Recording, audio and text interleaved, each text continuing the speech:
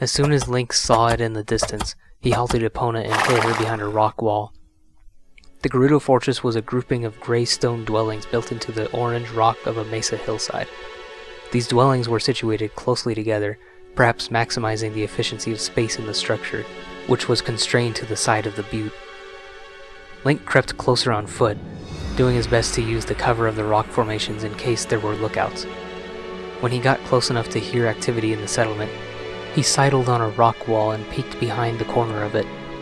He could see a series of terraces that doubled as the roofs of the units below, the silver cubes arranged in a complex pattern of tiers and stairs, with black squares and rectangles of the windows and doorways subscribing to a specific pattern of traffic as every square foot was utilized. The buzz of the activity fit this pattern of traffic, for there were Gerudo women crawling all over the edifice like fire ants on their nest. They were all busy doing something, whether it was carrying supplies throughout the labyrinth of doors and stairs, or pacing back and forth, patrolling their posts with scythes at their sides. Between him and the fortress was a stockpile of crates stamped with a familiar emblem of a king cobra head, alongside a wood stable with open-air stalls for many horses. Link snuck over to it, crouching behind a stack of crates. Gerudo thieves, he had heard them called. He wondered if all this cargo was stolen. "Vasak, vo!" said a gruff female voice as Link felt the steel tip of a slightly curved blade wrap the side of his neck. Eyes wide with shock, he put his hands above his head. He had been caught. He felt the inside edge of the scythe press on his throat, signaling him to step backwards into the chokehold of the Gerudo guard. Link staggered in front of her in a surprisingly strong grip she held with her golden tan arm. She escorted him up a series of steps, past the stairs of her golden-eyed sisters, many of them dressed in white slacks with a short white vest, but the guards in purple silk pants with leather vests, plus a purple veil concealing their mouths. Finally, they reached a point above the fort, overlooking it to the right, with a niche cut out of the cliffside to the left. In the shade of this niche was a 10-foot trough covered in hay at the bottom. "Stupid kid! Get in there and keep quiet!" the guard said in accented Hylian as she shoved him into it on his back, knocking the wind out of him as he landed on a thin layer of hay. "Don't take it so lightly!" She walked away, her slippers tapping more quietly with each step down the staircase. Link combed his fingers through the hay on the red stone floor, grabbing some of it as he sat up, and he threw it with frustration. "Look!" Nevi flew out from under Link's hat tail and up above him to the roof of the niche. There seemed to be a wooden overhead door, paneled flat above the pit in the open position. The guard had not seized anything off his person. She must not have counted on Link having a grappling tool. Link took his hookshot out of his knapsack and shot it directly up, the arrowhead sinking into the soft wood.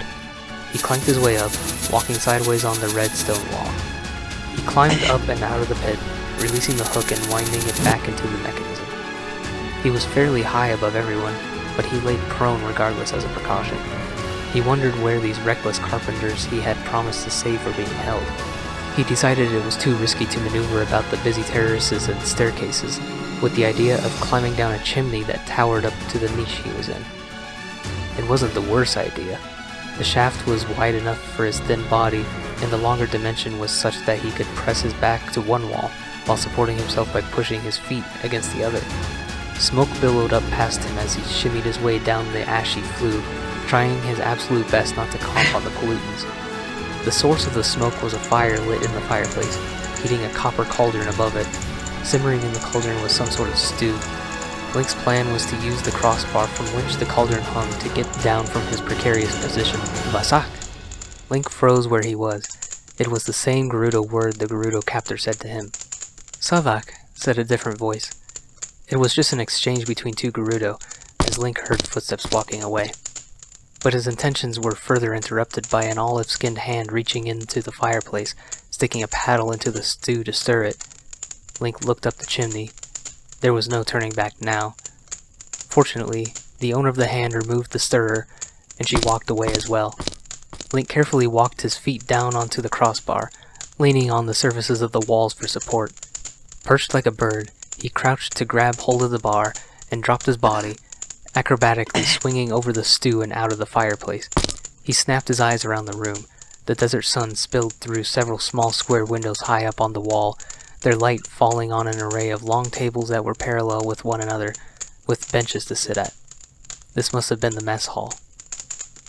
Luckily, it was empty, but not wanting to be caught in the open, Link dashed to the nearest doorway, seeking the shelter of a crate on the side of the hall.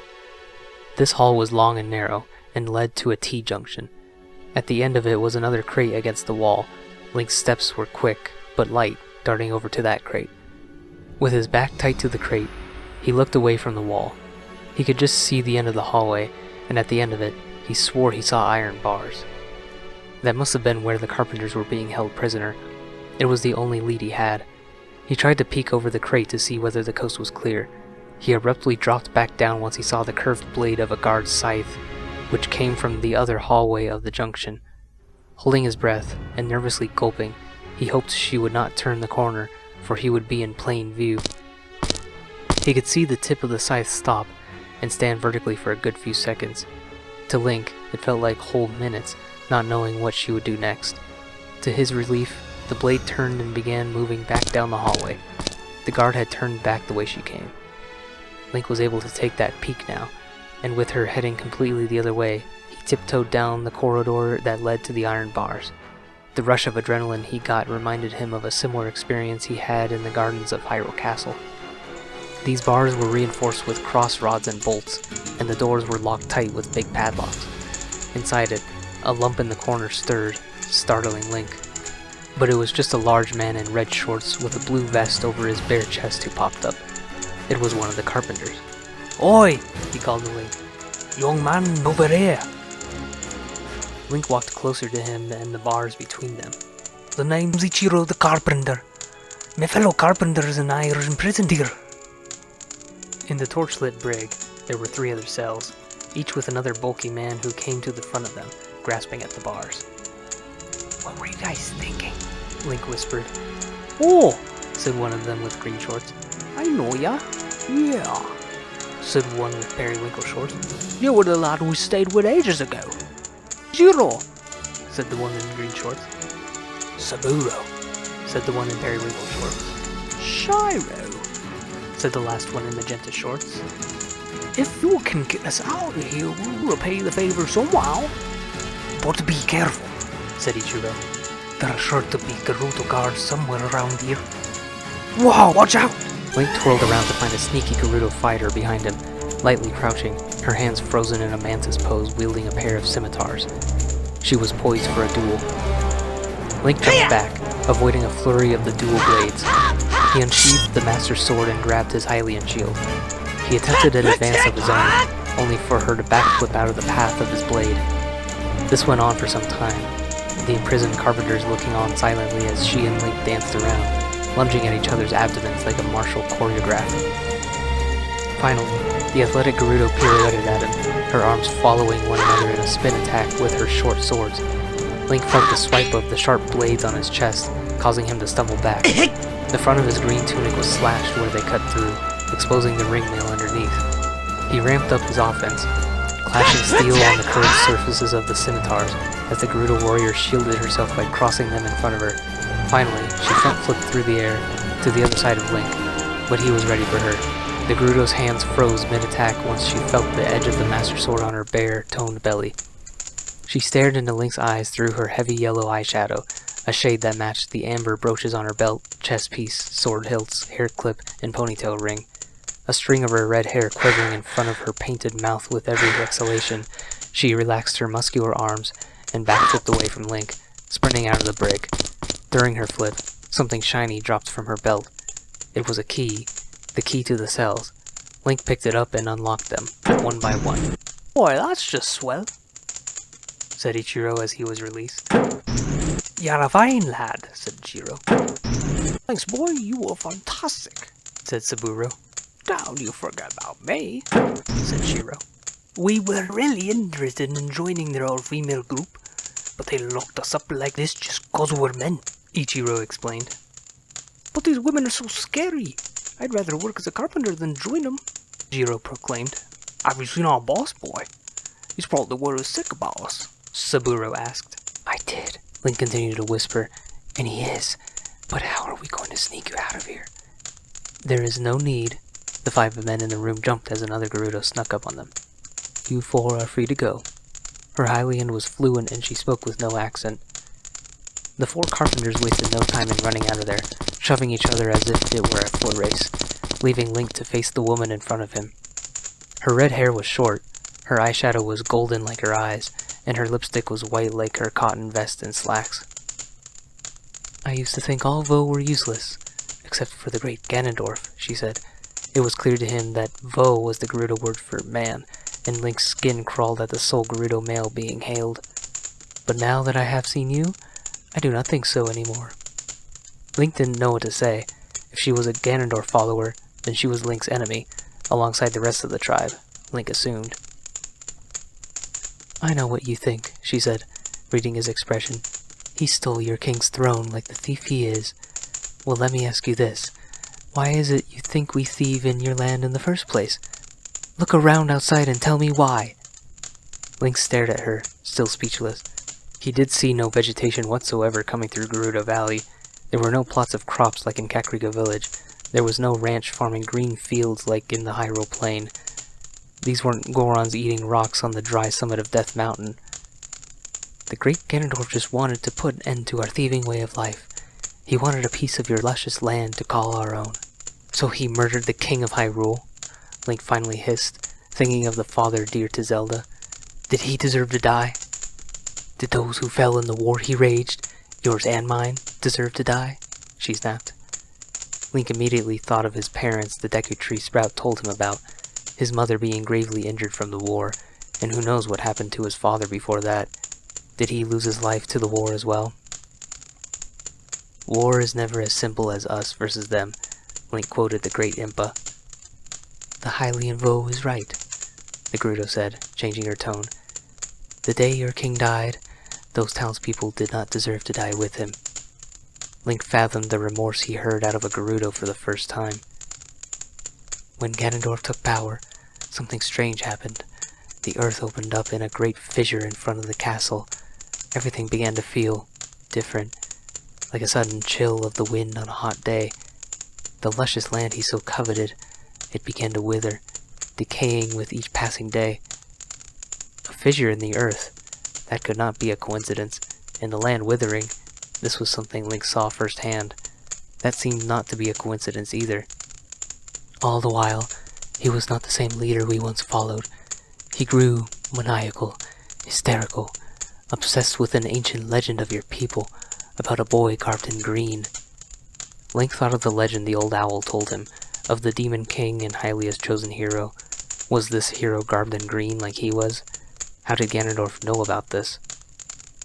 "We could not live like that, in a constant, indescribable fear of what he had become, of what the land had become. We left the city to crumble in the wasteland the great Ganondorf had come to rule, and we returned home. At least this wasteland was our own." Link was in a pure shock. These people whom he first feared, then despised, whom he felt he was at constant odds with, seemed different now. Nabooru, Ganondorf's second-in-command, took charge around here. She was a well-respected leader among the Gerudo before, but she was suspected of being against the great Ganondorf, so she had been banished to the Spirit Temple. "Spirit Temple?" Link echoed. Could this Nabooru be the sixth sage? If she was suspected of being against Ganondorf, this would make her a worthy candidate. After we returned, she was vindicated and was once again exalted as our leader. But she had changed. She began taking Vi out to the Spirit Temple, where she tied them up and tried to perform some disturbing ritual on them. They returned, scared of what Nabooru had become, and after hearing what they reported, we decided to banish her there once again. They said she, too, spoke of a boy garbed in green. Link was apprehensive as she stepped closer to Link, raising her eyebrows. She said if we ever see such a boy, to send him to her in the Spirit Temple. Link knew what she was insinuating. What does she want with me? You tell me, boy garbed in green. She stepped even closer to him. Why are you so important to our leaders that they descend into madness? Link couldn't tell what Nabooru was up to, but he needed to follow the lead of the sage. So he said, I shall go to Nabooru at once then. Very well, she said after a pause. "I suspect something sinister is going on in that place, so be careful. We will let you spend the night here. You do not want to be caught in the cold of the freezing desert night." Link nodded. These people were now neutral to him. That evening, Link dined with the foreign women on the very stew he jumped over, in the dining hall, which was full of moonlight and torchlight rather than sunlight. The Gerudo ladies around him would greet him, calling him newcomer, but other than that, no one really talked to him. He instead studied the skull of a longhorned bull adorned with colored feathers, which decorated the mantle above the fireplace he came down. Later that night, a similar curly horned ox skull watched over him as he lay on a bed of sand. It made him ponder the harshness of the desert, the cruelty of the punishing desert sun in the dry climate. In the spirit temple, what would he find there? Perhaps it really was plagued with evil like the rest of the temples he had been in. Perhaps this evil was corrupting the Buru. In the morning, he stocked up on plenty of water for what would shape up to be an arduous journey across a searing sea of rolling sand dunes. Epona was not outfitted to roam these hot, soft sands, so they agreed to take her into the care of the stable hands, and it was up to Link to walk miles to the elusive spirit temple. He had come to learn of the sand goddess this temple's honor belonged to.